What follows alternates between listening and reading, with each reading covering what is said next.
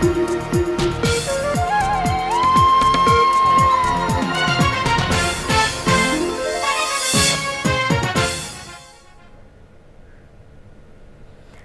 আলাইকুম। শুরু করছি কৃষি সংবাদ, সাথে আছি আমি আনিকা জাহিন।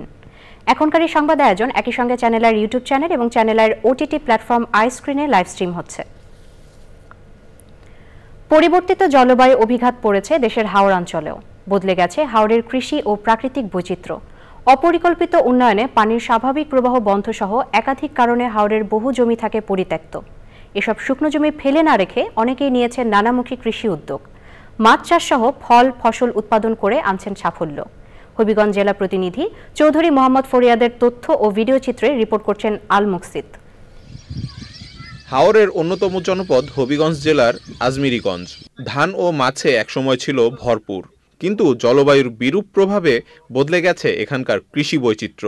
শুকনো মৌসুমে পানি না থাকায় একেবারেই অনাবাদি হয়ে থাকে অনেক জমি। এখানেই কেউ কেউ নিজেদের উদ্যোগে করেছেন মাছ চাষ সহ নানা রকম ফল ফসলের খামার। 10-15টা ফ্যামিলি এখানে কর্মসংস্থানের জায়গা হয়েছে, বা আমাদের ফিশারি থেকে আরো অনেক মানুষ এনে বাজারে মাছ বিক্রি করতেছে। আমরা ঢাকার দিকেও সাপ্লাই দিই। আমরা আস্তে আস্তে আরো উন্নয়নের দিকে যেতেছি।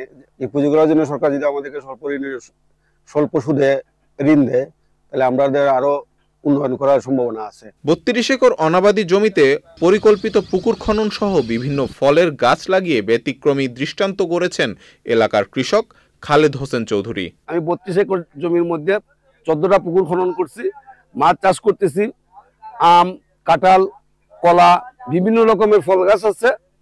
এখন যদি সরকার আমাদেরকে সহযোগিতা করে, ইনশাল্লাহ আমরা আরো উন্নত করতে পারবো। এ ধরনের কৃষি উদ্যোগ হাওরের বেকার যুবকদের জন্য হতে পারে অনুসরণীয়।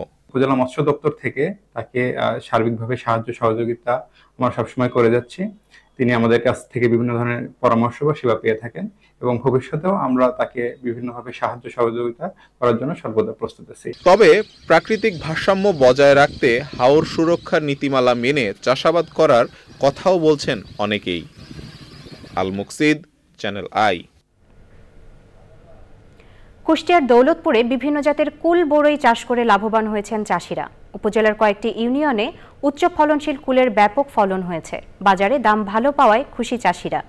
কুষ্টিয়া প্রতিনিধি আনিসুজ্জামান ডাবলুর তথ্য ও ভিডিও চিত্রে আল মুকসিদের রিপোর্ট। দৌলতপুর উপজেলার কয়েকটি ইউনিয়নে উচ্চ ফলনশীল আপেল কুল, ভারত সুন্দরী, বল সুন্দরী জাতের কুল বড়ই আবাদ করছে কৃষক। দিশা সংস্থা থেকে কারিগরি প্রশিক্ষণ নিয়ে এসব উচ্চ ফলনশীল ফলের আবাদ করে ব্যাপক ফলন পেয়েছে তারা। দিশা কৃষি সংস্থার সন্ধান পায়, এরা আমাদের উন্নত জাতের চারা সংগ্রহ করতে সহায়তা করে এবং কিভাবে আবাদ করতে হবে এই সম্পর্কে আমার ট্রেনিং দেয়। বিভিন্ন চারা দিয়ে আমাদের কীটনাশক, সার পানি সব দিয়ে আমাদের সহযোগিতা করছে। সহযোগিতার কারণে এবার আশানুরূপ ফল পেয়েছি এবং বিশেষ করে ডিসেম্বরের 15 পর থেকে আমরা বিক্রি শুরু করছি। মালচিং পেপার ও জৈব সার ব্যবহার করে সম্পূর্ণ নিরাপদ পদ্ধতিতে ফল আবাদ করছেন কৃষক। প্রত্যাশিত দাম পাওয়ায় কুষ্টিয়ায় বাড়ছে কুল চাষ। 1.5 বিঘা হয়ে 300 গাছ লাগিয়েছি, সেখানে এবছর আশা করছি 1.5 থেকে 2 লক্ষ টাকা সেখানে হবে। 50-এর উপরে বিক্রয় করেছি, এখন আশা করছি এরকম যদি একটু বাজারজাত থাকে তো 2-এর কাছাকাছি টাকা আসার। সরকারের পল্লী কর্ম সহায়ক ফাউন্ডেশনের অর্থায়নে দিশা সংস্থা কৃষি কর্মকর্তারা এই অঞ্চলের কৃষককে তামাকের বদলে উচ্চ ফলনশীল ফল চাষের প্রশিক্ষণের পাশাপাশি নানা সহায়তা দিচ্ছেন। এই প্রোগ্রামের প্রধান উদ্দেশ্য হচ্ছে কৃষকদের মাঝে বিভিন্ন উন্নত প্রযুক্তিগুলো সম্প্রসারণ করা। সেই ক্ষেত্রে আমরা সরকারি কৃষি অফিস, কৃষি সম্প্রসারণ অধিদপ্তরের পাশাপাশি আমরাও বেসরকারিভাবে এই কাজগুলো করি। কৃষি বিভাগের তথ্য মতে দৌলতপুর উপজেলায় এবার 60 হেক্টর জমিতে বিভিন্ন জাতের কুলের আবাদ হয়েছে। আল মুকসিদ, চ্যানেল আই।